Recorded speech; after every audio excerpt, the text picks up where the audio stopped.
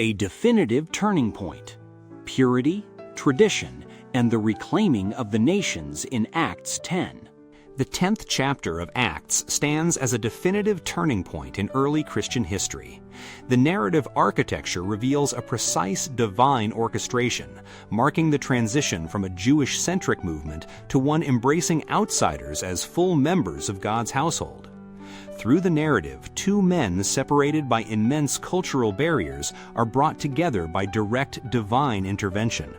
Stripping the text of modern, anachronistic theological assumptions allows the ancient first-century world to speak on its own terms, revealing a profound message about purity, tradition, and grace. Thanks for reading. Subscribe for free to receive new posts and support my work.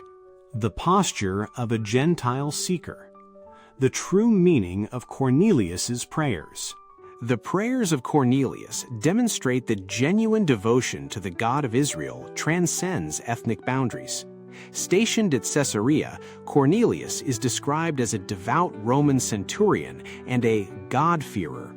He prays continually to God, establishing him as an individual whose spiritual discipline is habitual rather than occasional.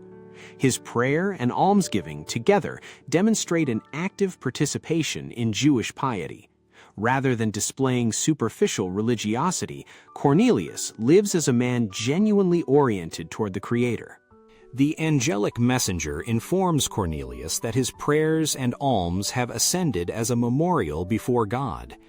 The timing of this divine encounter carries immense weight.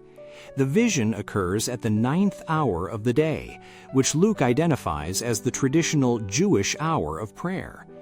By observing this specific time, a Roman centurion actively participates in the ancient spiritual rhythms of the Jewish people. God recognizes the devotion of a man operating on the fringes of the covenant community, and this divine vision confirms what Cornelius's faithfulness has already established. The conflict of purity and tradition. Peter's vision of unclean animals. While Cornelius prays in Caesarea, the Apostle Peter experiences a trance in Joppa. A great sheet descends from the sky, containing both clean and unclean animals, and a heavenly voice commands Peter to kill and eat. Peter's refusal, predicated on his assertion that he has never eaten anything common or unclean, highlights a critical tension within Second Temple Judaism. To grasp the gravity of this scene, one must understand the specific Greek terminology employed. Koinos signifies that which belongs to all and is not ritually holy or dedicated. Akathartos, unclean, refers to things intrinsically forbidden by the written Torah. Peter's objection encompasses both categories. He refuses the intrinsically unclean animals, and he refuses any clean animals that might have become defiled through improper handling. As theologian Tim Hegg outlines, Peter rightly determined that the sheet full of unclean animals presented an unfit situation for food, but he had also wrongly extrapolated that outsiders presented an unfit scenario for fellowship. Peter was operating on a maximalist logic, reflecting the internalized rigor of a specific sectarian tradition that weaponized biblical purity for social exclusion. Understanding akathartos, how kosher animals become unclean. The ancient purity system functioned as a living, dynamic framework rather than a static list of rules. The term akathartos encompasses creatures permanently forbidden by God, such as the pig, camel, or rock badger, as well as normally kosher animals that have contracted a temporary ritual defilement. A sheep, goat, or cow is entirely kosher and fit to eat by nature. However, under specific circumstances, these very same animals cross the boundary from clean to ritually defiled. According to theological consensus, an otherwise clean animal becomes akathartos when it encounters the realm of death or improper handling. Consider the specific ways a kosher animal becomes situationally unclean. Improper slaughter. The Torah requires a precise cut that drains the blood. An animal dying of natural causes is strictly forbidden. Wild animal attacks. Flesh torn by a predator in the field is rendered entirely unfit for consumption. Contact with death. The primary source of impurity is the carcass of a dead creature, which transfers the contagion of death to whatever touches it.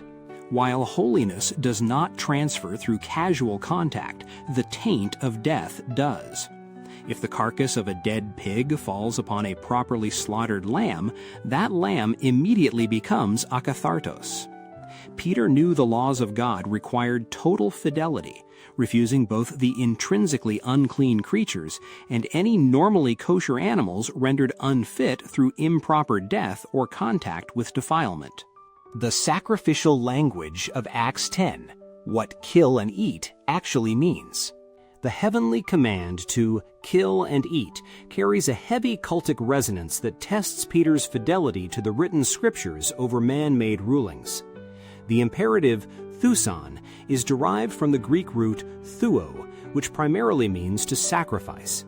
This command carries cultic ramifications historically associated with participation in pagan worship. During the Maccabean crisis, the sacrifice of pigs and common animals involved abominations of pagan worship and the desecration of the Temple Mount. Peter correctly refuses to sacrifice an unclean animal, demonstrating that God is actively testing him. The divine test asks whether Peter will make his life decisions based upon the eternal teachings of the Torah, or if he will allow the interpretive traditions of men to be the deciding factor. Notably, God does not rebuke Peter for refusing the unclean food. Instead, the vision challenges Peter's entire categorical framework, exposing how human tradition had corrupted the original purpose of purity law, transforming it into a mechanism for social exclusion. Did God abolish the dietary laws, the true cleansing of humanity?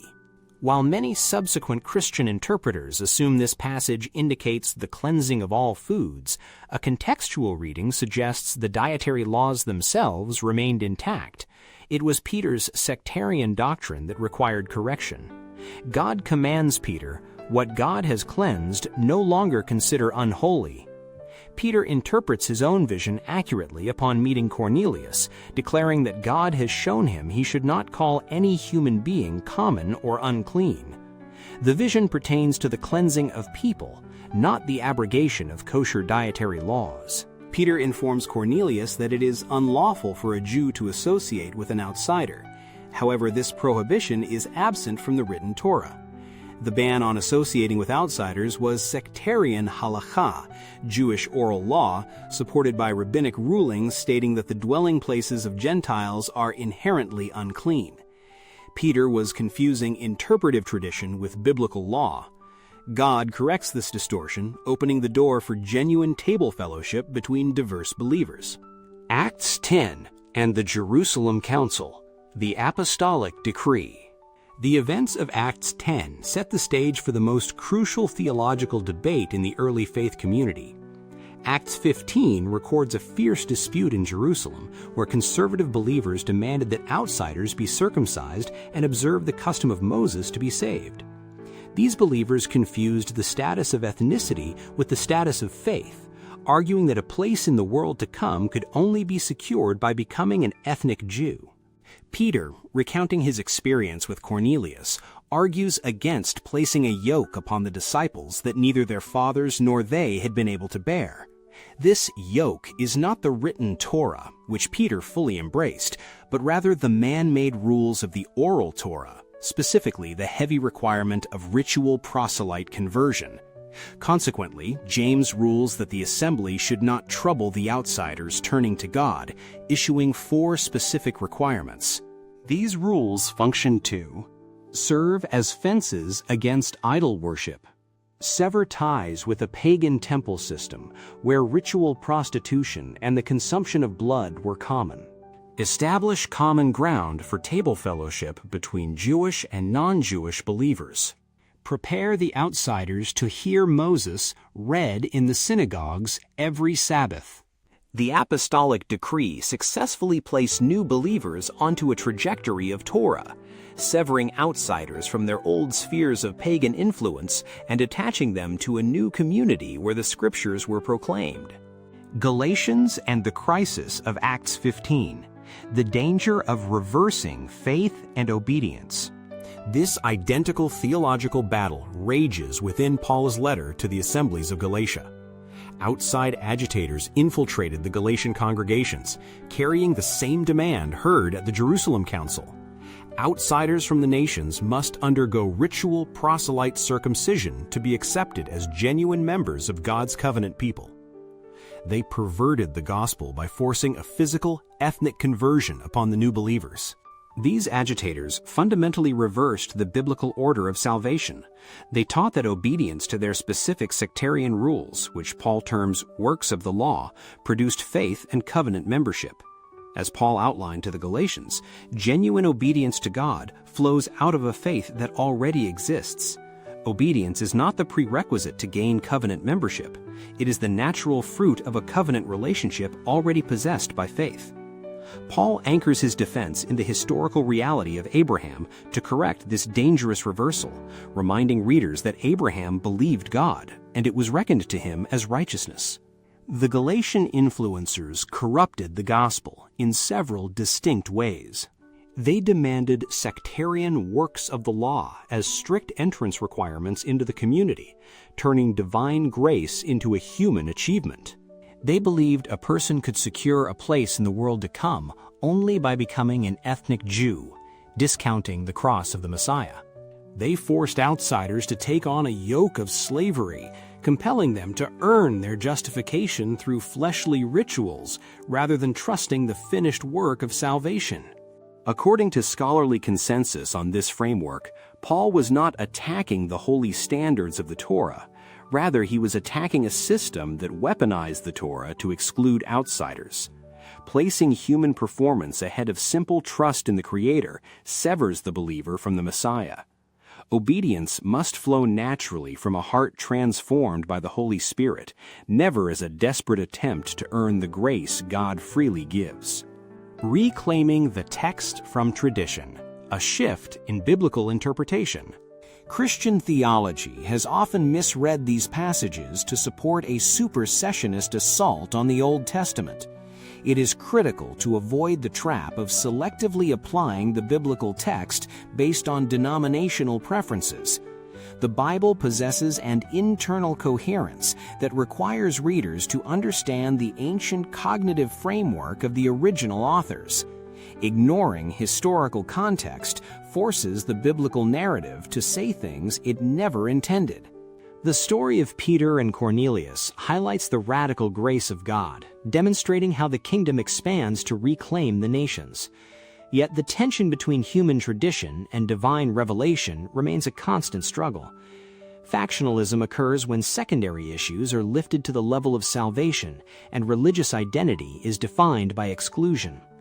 True holiness is not achieved by withdrawing from the world or building artificial fences around the truth, but by submitting to the transformative power of the Holy Spirit and allowing the laws of God to be written upon the heart. The narrative of Acts 10 compels an examination of internal prejudices, asking whether religious traditions serve as a bridge to the Creator or a barrier to the lost. Believers are invited to participate in the ongoing story of salvation history, recognizing that the God of Israel is actively reclaiming the nations for His glory through a life of active obedience characterized by love for God and neighbor.